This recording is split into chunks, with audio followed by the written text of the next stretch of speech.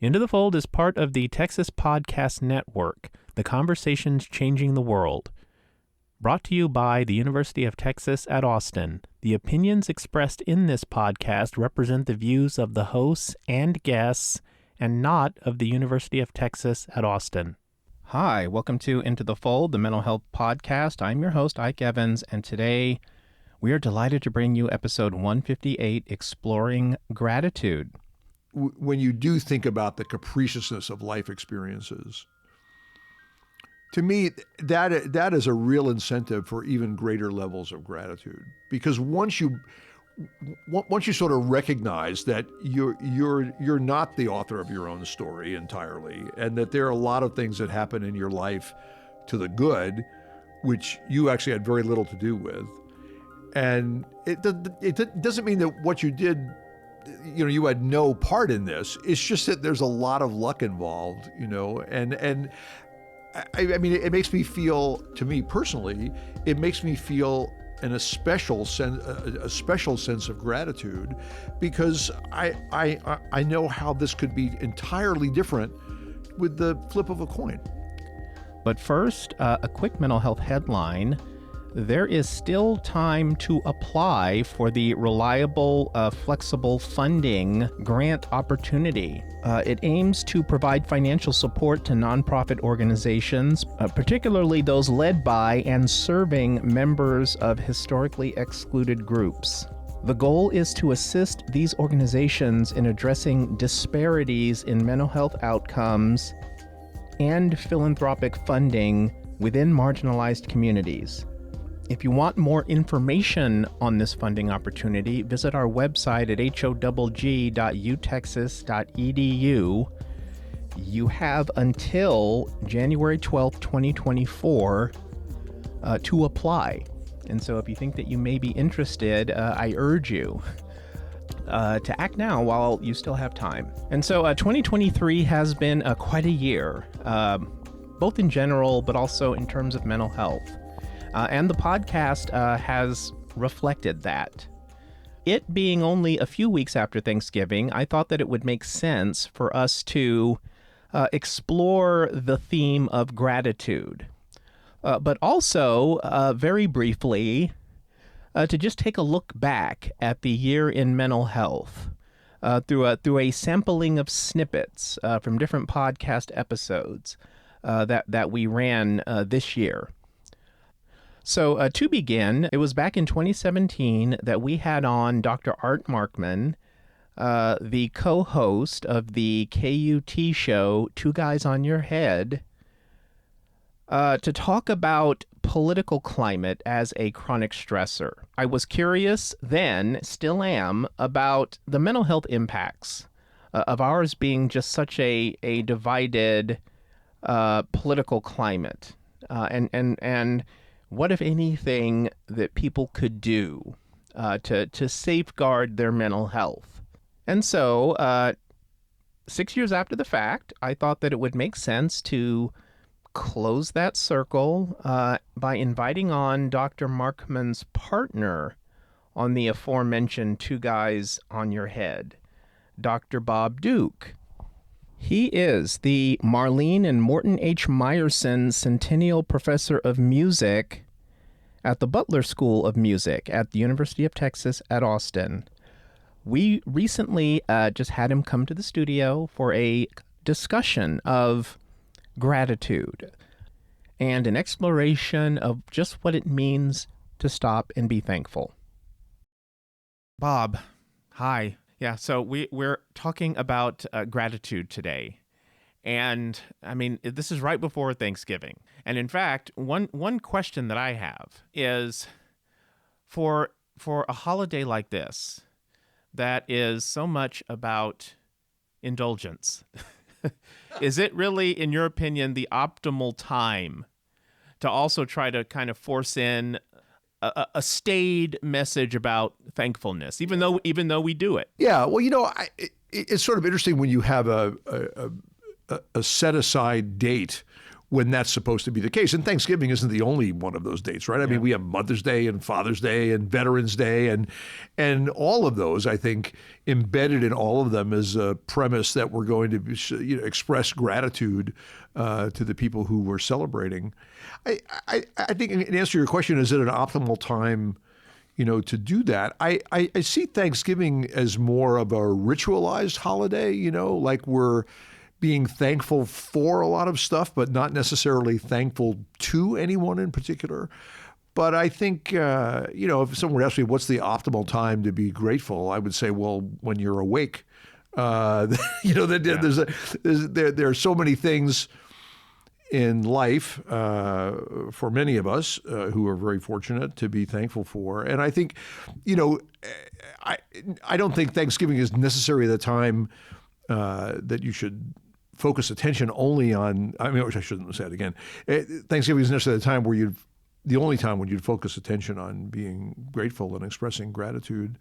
I mean, if it sets the occasion and it cues people to do that, but when I, attend Thanksgiving ceremonies, which I do from time to time with people other than my own family, everybody's so busy. Just with the business of preparing a meal and doing it, which is lovely. I mean, there's nothing wrong with any of that. What I don't hear as much of are personal interactions where there are expressions of gratitude. And, I think ritualized gratitude is a nice thing, but it's also, I think, that much more meaningful when one-on-one somebody talks to someone or communicates in some other way where they express their gratitude for things that have happened in the past or even things that are happening in the present. Yeah. So regarding the research on gratitude, and what always will occur to me, just knowing what I know about how it is with research that you can sort of muddle cause and effect. Sure.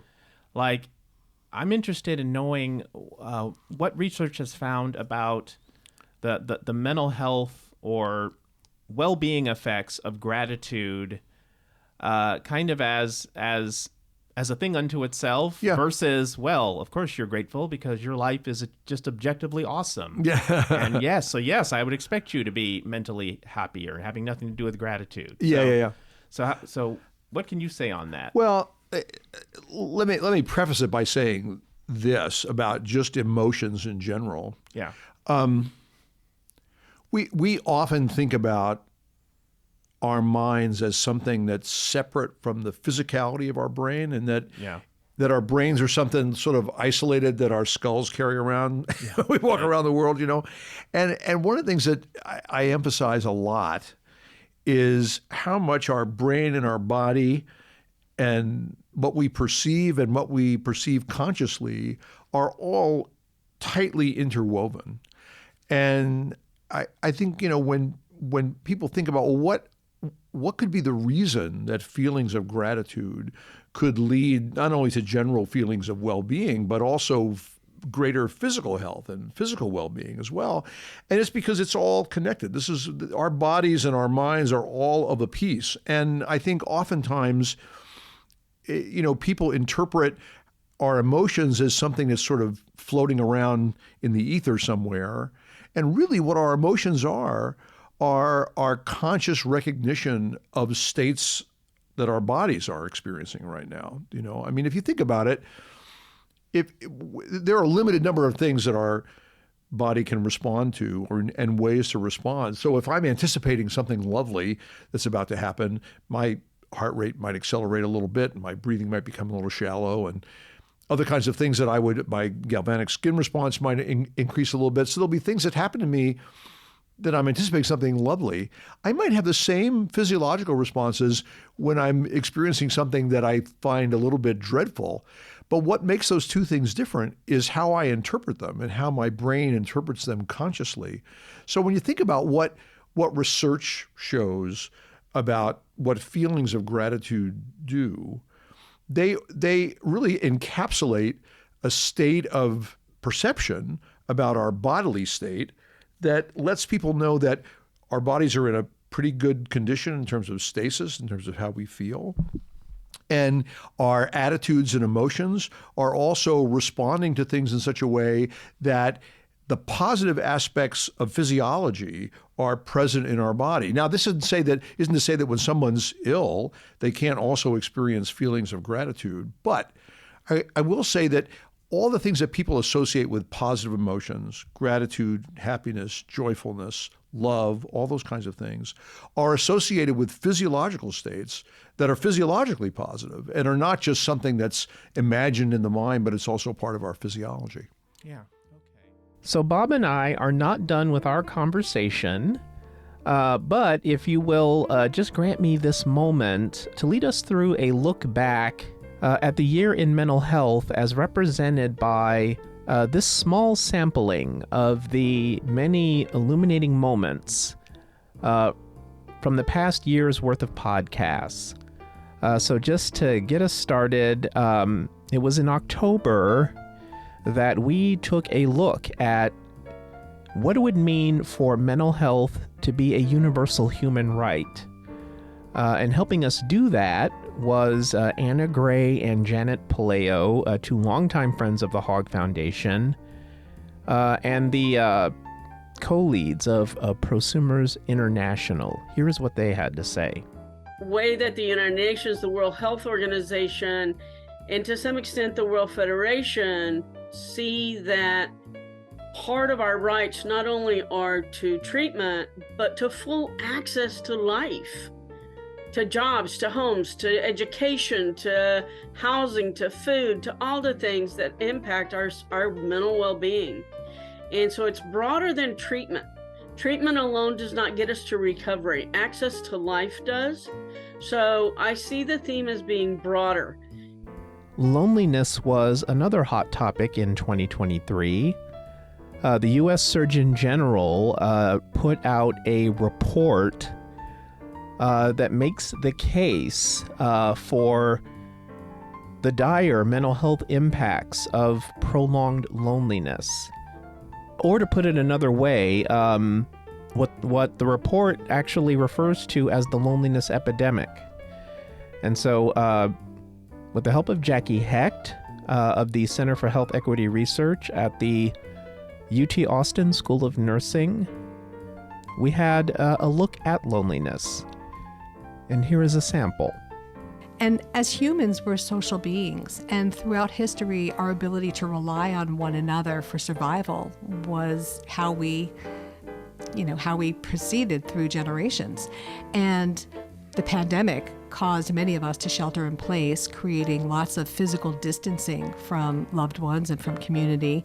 And so whatever loneliness people were feeling before became magnified. And what we've learned is that loneliness has real impact on our physical health and well-being and longevity. For as long as I've been doing the podcast, it's been my conviction that mental health happens everywhere. And so it is not just mental health professionals who can have a positive impact on mental health. A recent example, my interview with Shaka Mahone. He is the founder and director of DAWA, Diversity Awareness and Wellness in Action, also a grant partner of the Hogg Foundation. Just to kind of go into just to talk about some of the implications for an organization such as his, whose focus is more music and the arts, when it begins to take mental health seriously. Community frontliners are people that are going to do the work regardless. So when there's a crisis, these are the people that run towards it, right? These are the, people in the community that are going to be doing the work regardless. Sure. And we put creatives in that role because why do you have singing in church? Why? Because it does something for your spirit, right? It does something that just talking can't do, right? Just the sound of of someone's voice it does something for us, and that's why it's not going anywhere. So these are people we need. We need them, right? Yeah. And so the role that they play in terms of touching our spirit and giving us inspiration, as creatives, as musicians, they're on the front line. Speaking of music and mental health, in episode 148, we spoke with Cynthia Smith, founder of Sparks for Success, and Amber Sarpy, a Austin area music therapist, to learn more about their work providing music therapy for kids. So a lot of the time when we look at music therapy as a viable option for treatment, we go in and we initially say, would this student benefit by music therapy in a general term? And it's because they respond to it in some way that's beneficial to either their educational experience or their social emotional learning experience, or their awareness of how they can access language or just be able to engage in a therapeutic intervention. Simply put, music can engage both parts of the brain, and so it comes around the back door of the situation. So we look at a talk therapy session, and the person may sit there and they may not say anything for a long time because it's just, how do I put all this together in my head? And when we're looking at small children or children that are elementary, middle school, high school, whatever, they may not want to be vulnerable in that way to talk about what's going on for them, what their experiences have been. But when you sit and you build rapport by simply being in a space with someone to play a song, how many of us know that when you connect with people over music, it's instantly a bridge, it's a pathway, and it leads to forming connections that build rapport to allow folks to be able to open up and become vulnerable in a space where they wouldn't ordinarily be vulnerable. So one thing that continues to weigh heavily on people's minds is the current political climate here in the United States, and the particular ways that manifests in our home state of Texas. So earlier this year, we spoke with two public school teachers about their experiences teaching in a time of cultural and political division. Nelva Williamson is a veteran educator of 42 years in the Houston Independent School District, and Jesus Sosa, who teaches grades 9 through 12 in the Richardson Independent School District. Here is what they had to say about what it means to be a Texas educator in 2023. The parties that are typically going after, the LGBTQ plus youth, have had other ways to get the votes out, whether it's abortion, whether it's, immigration or this or whatever. But since they've had a lot of wins in the Supreme Court in recent years, me personally, I believe they're running out of things that they can scare people on, and, making the case seem to be like, oh, these teachers, and that's the word I hear a lot, indoctrination, that they're indoctrinating our kids into believing certain things. That's probably the most damaging thing they can do rather than trying to help. Well, the first thing that I would tell anyone setting policy is to listen to the teachers. Yes, listening to parents is just as important, but listen to the people who are in the classroom. Listen to the people who are in the school, because what the parent might be getting is totally out of context and in a vacuum. And if they have certain political leanings, they might take it one way or the other. So my caution to policymakers is to listen to teachers. I know that we are a much maligned group for whatever reason. I know at one point in time in the history of this country, teachers were looked up to and supported and very much respected by policymakers. And I'm not sure when the change began, but it would do them well to listen to teachers. Thank you for indulging me in this look back at the year in mental health. I return you now to my conversation with Bob Duke. Enjoy. So, the approach that we often take to mental health on this podcast is to kind of view it through, I guess you might call it a social lens. Mm-hmm. So we look a lot at like the intersections of mental health with other, states of being. Yeah. Let's just call it that. Yeah.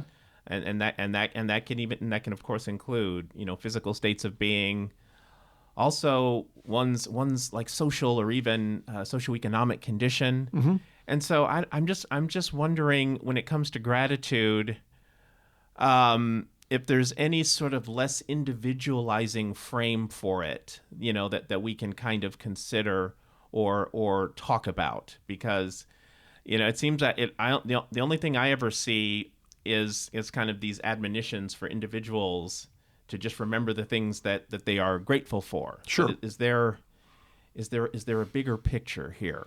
Well, I mean, we are a social species. I mean, the reason our species has thrived as it has is because of our ability to interact and cooperate and socialize with others, right?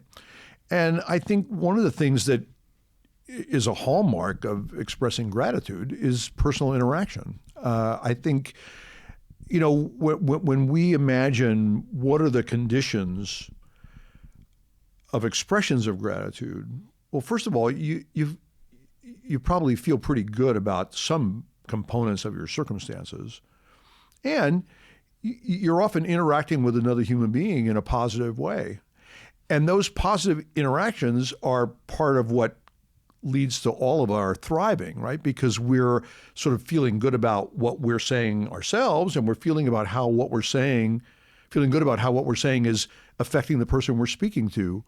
And I want to say one thing about that, about, just the idea of gratitude being a conscious act, rather than something that just sort of wells up within us. My wife and I are very fortunate because our grandchildren live here in Austin, so we've watched them grow up throughout their entire lives. And when they were little and we would go over to their house and go on trick-or-treating trips with them at the beginning, when they were very, very small, I remember, my daughter sending our grandchildren down the sidewalk to someone's house in their neighborhood, and they would say trick or treat, and the nice person would give them some candy or whatever the hell they put in their little bags, and my grandchildren would start to turn around, and my daughter would say, "What do you say?"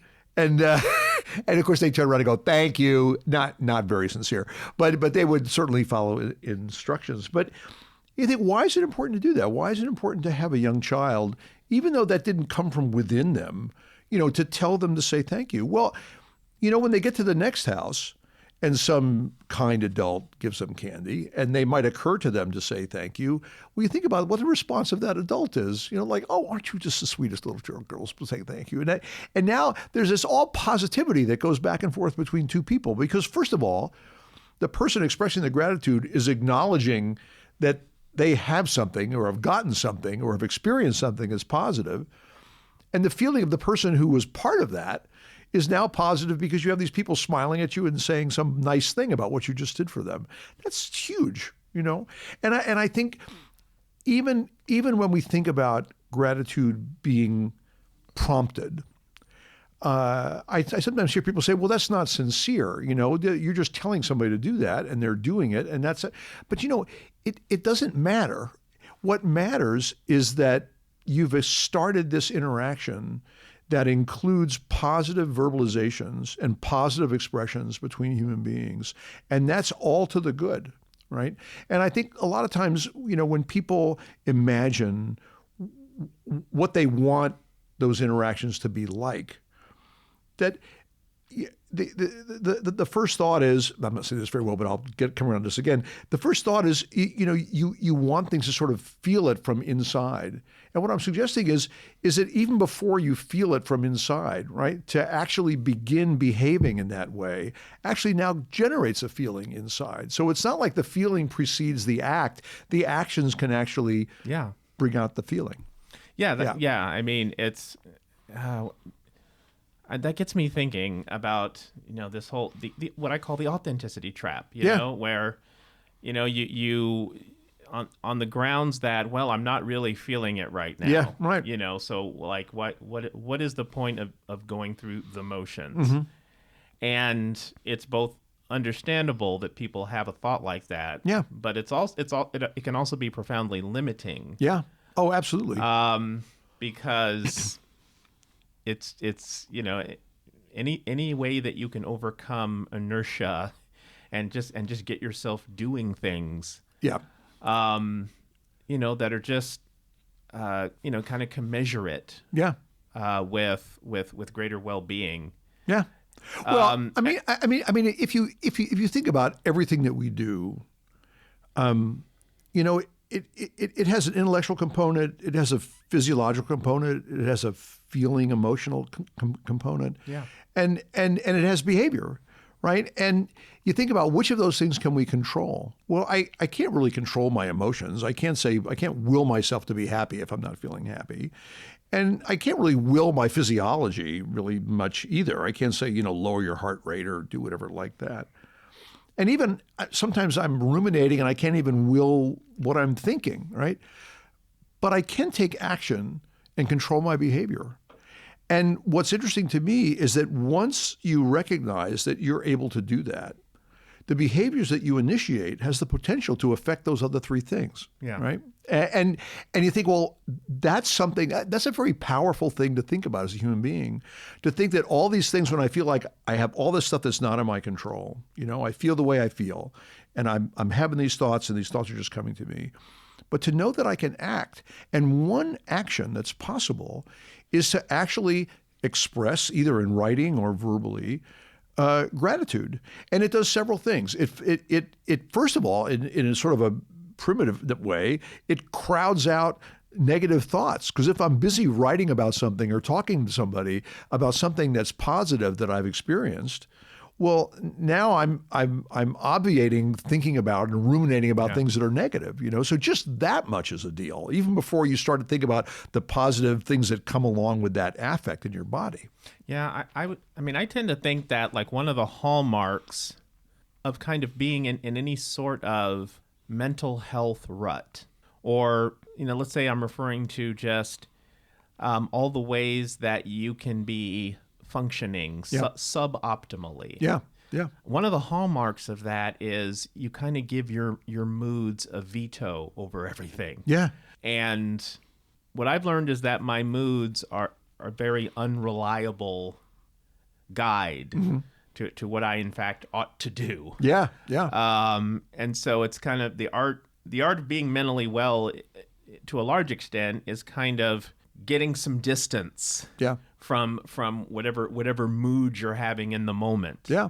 Like, of course, your mood is telling you that you don't want to exercise because that's what it tends to say whenever you consult your mood. You're right. So maybe you don't have to do that. Right. And I think, for most of us, right, when we're weighed down by feelings of sadness or even grief and at a loss or something like that.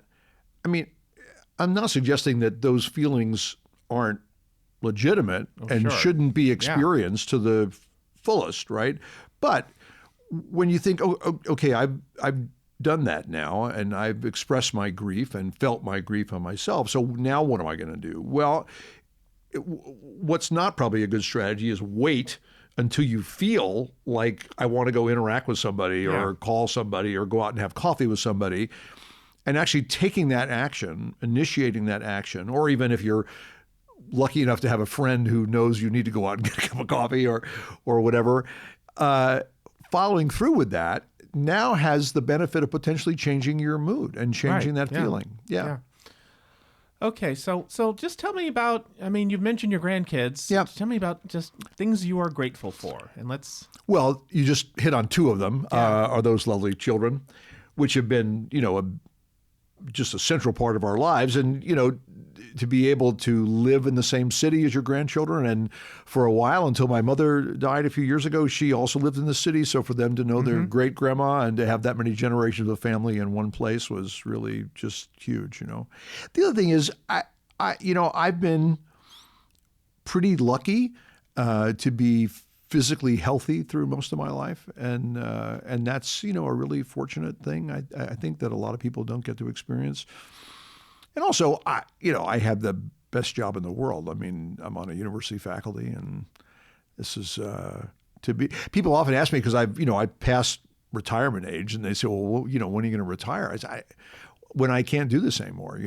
I spend every day surrounded by bright, curious, interesting young people. I can't imagine a better gig than that. And so I think family is a deal, health is a deal, your work life is a deal, and I don't quote Freud very often because he was wrong about a lot of things, but one thing he was right about is that a well-lived life is really based on meaningful relationships and meaningful work. Yeah. And if you have both of those, that's a pretty great thing. I think I should probably say one of the reasons that I feel so especially grateful for all of that is I realize how much of that has to do with luck. And that's another thing that we don't really think about. I think a lot of people, operate under the assumption that, you get what you earn, and if you work harder, you get better stuff and that kind of thing. Well, sometimes, but luck has so much to do with how our life experience unfolds. And I think it makes it that much more important to be grateful, not necessarily to anyone or anything, but for the things that we're fortunate enough to experience when they're positive. That's a pretty great thing. Yeah, and that, I guess, another thing I wonder about is how a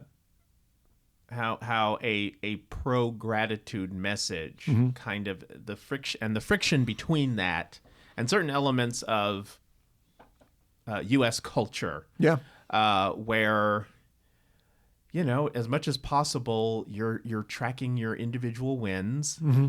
Those things that you can say that you did with little or no help, or those things that you made happen, maybe even against whatever headwinds were going against you. And our movies celebrate that kind of a narrative, the heroic narrative. Y'all didn't think it could be done, and I proved that it could be done. Sure. Where gratitude is more about your enmeshedness, if that's a word. It should be, though. Yeah. Well, I think it's certainly our egos are, helped by thinking that we did more of what we got than we actually did. But to me, when you do think about the capriciousness of life experiences, to me, that is a real incentive for even greater levels of gratitude. Because once you sort of recognize that you're not the author of your own story entirely, and that there are a lot of things that happen in your life to the good, which you actually had very little to do with, and it doesn't mean that what you did, you had no part in this. It's just that there's a lot of luck involved, and. I mean, it makes me feel, to me personally, it makes me feel a special sense of gratitude, because I know how this could be entirely different with the flip of a coin. Yeah. Well, all right, Bob. I've enjoyed this conversation. Oh, great. Me too. Thank you so much, and give my regards to Dr. Markman. I will do it. All right. And if there's anything you got going on that you want to plug, or just make sure our listeners are aware of, that'll still be timely when the episode comes out. Yeah. In a few weeks, you're free to mention that. Great. Well, I always remind people, and Art would be very unhappy with it if I didn't, that Two Guys on Your Head is on KUT Radio every Friday at 7:50 and 1:50 and 4:50, and you can catch our podcast wherever you get our podcasts. Okay, thank you so much. Thanks, Ike. And that does it for this episode. We're glad that you could join us. Production assistance by Kate Rooney, Daryl Wiggins, and Anna Harris. Thanks as always to the Hogg Foundation for its support. Just as taking care of ourselves helps us support others, so it is as well that by supporting others, we strengthen our own resilience. Please leave us a review and subscribe to us on Apple Podcasts, Google Play Music, TuneIn, Spotify, or wherever you get your podcasts. And taking us out now is Anna's Good Vibes by our friend Anna Harris. Thanks for joining us.